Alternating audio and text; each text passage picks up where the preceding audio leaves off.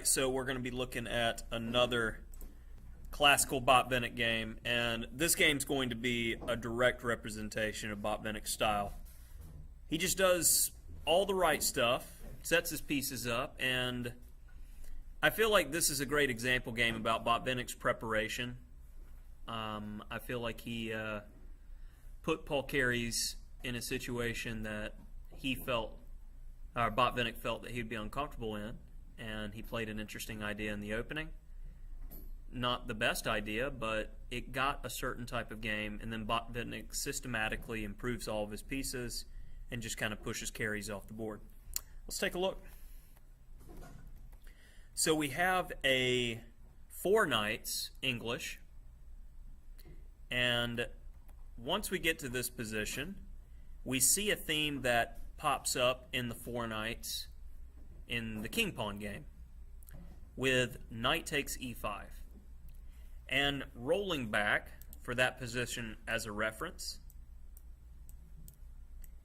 it is improper to play bishop c4 here because knight takes e4 can be played with the idea of d5 forking pieces. You get your piece back and black's bishops develop naturally. This position is slightly better for black. So we get in the Botvinnik game the same sort of idea, colors reversed, with knight takes. With the idea, if knight takes, he's going to play d4. Well, a reasonable continuation is sacrificing your bishop first before capturing the knight. White's king's out in the open, but white has the bishop pair in a semi-open position for the future. So white made a concession in order to get a long-term advantage. Now, he's got to worry about king safety, but as soon as he handles that, better. So let's see how Botvinnik does it. First, he plays e4. He is not concerned with a knight check because he's simply going to drop his king back, play h3 to kick the knight out, move the bishop, move the king, and castle by hand with the rook. It's a lot of arrows, but it's a relatively straightforward plan where it gets your king safe and gets your pieces optimized.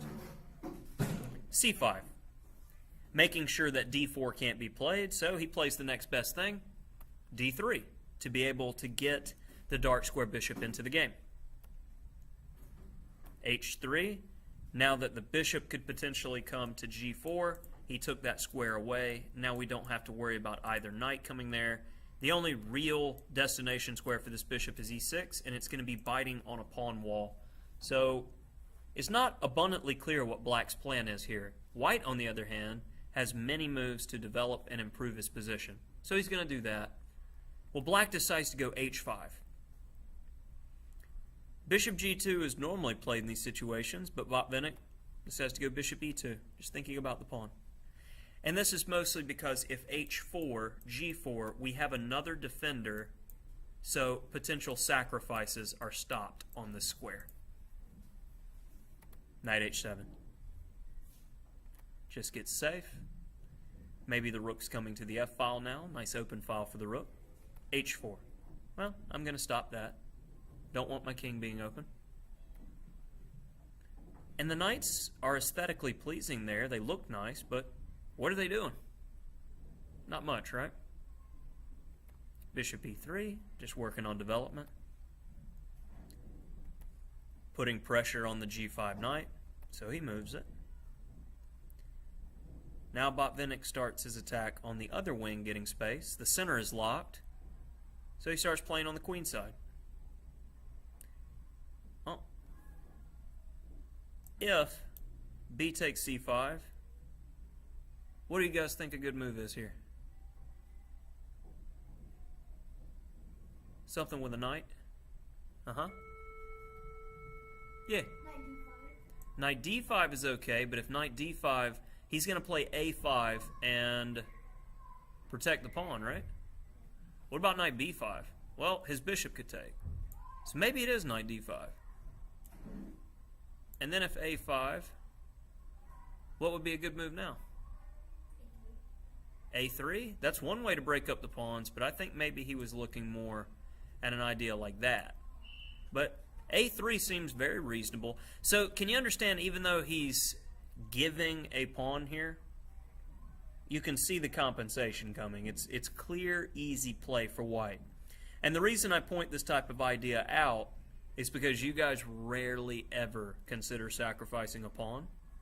And, like, to put it in perspective, the class that we're doing this lesson with right now, it's only a few tournament players, all under the rating of 1,000, and want to get more aggressive ideas into their play. Especially you. So, and you. And you. So now that I got everybody in the room that's paying attention right now, we're going to keep going. So B6, he decides not to take the pawn. So Botvinnik develops a piece that wasn't doing anything, and, you know, pressure. The bishop comes here. Now, let me ask you, here's a good technical question.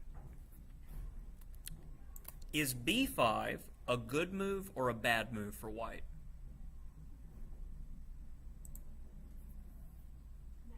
Why? Yeah, excellent. B5 is not a good move because it closes the pawn structure off, and basically that pawn's going to be defended by another pawn. It devalues our rook, making it to where moving our rook there was purposeless. Now, notice, if he takes, I'm going to take back with my rook, and my rook's always going to be good. But if I push, it gives nobody the opportunity to take, and it just locks the position more. Typically, closing the tension, when you're the only one who can change the tension for the better, is a bad idea. So, keep your options fluid. Rook HF1. Rooks are meant to go on open files, logical. You see how overall in this game, Botvinnik's just put his pieces on good squares and improved his position. Nothing out of the ordinary. Just very clean, efficient play. And that's what the Maestro is known for. Oh, man, I jumped ahead. No! Do not jump that far ahead. Rook AB1, Rook F1. Sorry about that. Bishop B7. King G1. Just getting out of the way. Prophylaxis. Don't have to worry about any attacks in the future. Knight D5. Putting the knight there because it can't be taken by the bishop. So maybe he wants to take with the bishop.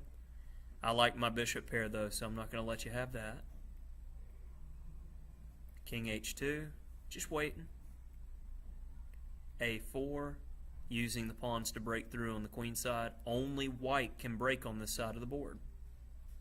A5. So black says, no, I'm going to make you change the pawn structure, otherwise I'm going to take and win a pawn. So he captures. Queen F2. Maybe the queen wants to go for a little journey at some point. These types of ideas. Rook A7. There we go. Pawn lever starting to break it up. If that pawn was to capture, it's not going to look too good for black. So he castles to try to get out of here. G6, making it to where his king can't escape. Black lashes out with F5, and now this next move ends the game because tactically it's over. Rook B8. What's the grand idea with this move?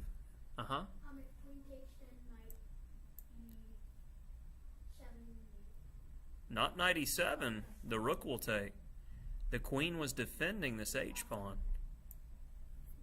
Isn't this the idea? Let's double check it. So we'll ask the engine if the engine will come on. Oh my goodness. Is it going to do this? Oh no. It's not the Wi-Fi. It's the Bobo computer. Oh no. Oh, it came on as soon as I closed out. Oh, there we go. So was Queen H4 the best move? Queen takes H4 was the best move. And then the engine says that Knight G5 is best to protect H7. We take. Knight F3 check. We take. Queen B2 check. We get out of checks. All he could do is sacrifice his queen, spite checks. Rook F to F7, please take my rook. He says no. King f8, queen h8, mate. Ew. That's not fun at all. Again, we see another great game by Botvinnik.